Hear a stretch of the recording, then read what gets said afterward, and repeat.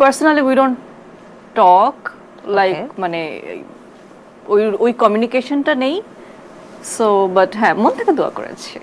আচ্ছা, তাহসান ভাইয়ের সাথে শুটিং ক্ষেত্রে কি মনে আছে আসলে, মানে উনি কেমন, বা শুটিং সেটে উনি কেমন helpful? He's a gentleman, a true gentleman. আচ্ছা, কোনো মজার কোনো অভিজ্ঞতা আছে কিনা? মজার অভিজ্ঞতা নেই তেমন কোনো, কারণ হচ্ছে গিয়ে যে I think we both are introverts.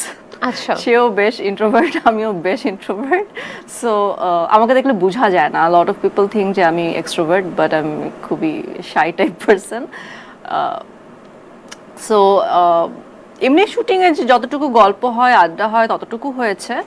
আর আমার মনে আছে ওই সময় আমার জাস্ট কিছুদিন আগে আমার নি ইনজুরি হয়েছিল। সো আমি খুব একটা হেলথ ওয়াইজ ভালো ছিলাম না। আচ্ছা আচ্ছা, এখন কি সুস্থ আছেন? সুস্থ অসুস্থতা তো মানে আসে যায় থাকে থাকে না, এই টাইপের। আর নি ইনজুরিটা এখন কিছুটা রিকভার হয়েছে, বাট এখনো ফুললি রিকভার্ড না, এবং এটা সারা জীবন আমাকে আসলে ভুগতে হবে এটা নিয়ে। আমরা চাই যে খুব দ্রুত আপনি সুস্থ হয়ে যান এবং সবসময় সুস্থ থাকেন, হাসি খুশি থাকেন, কারণ আপনার এই লুকটাই সবচেয়ে বেশি আমরা পছন্দ করি। মুশফিক ফারহানের সাথে নতুন একটা নাটক কিন্তু বের হয়েছে এই বছর, মানে 2025-এর 1 তারিখ সম্ভবত, তাই না? এবং সেটা হচ্ছে সুইট ফ্যামিলি। খুব সুন্দর হয়েছে, আমি নিজেও দেখেছি এবং ফ্যান হয়ে ভালো গেছি। লেগেছে? জুটিটা খুবই ভালো লেগেছে, জুটিটা খুব সুন্দর মানায়, আমরা পছন্দ করি। সম্প্রতি একটা ঘটনা কিন্তু আমরা শুনেছি, মুশফিক ফারহান ভাই হঠাৎ করে দেখা যায়, শোনা যাচ্ছে যে মুশফিক ফারহান আর নেই, এমন গুজব মাই গড! আমরা আমি শুনেছি।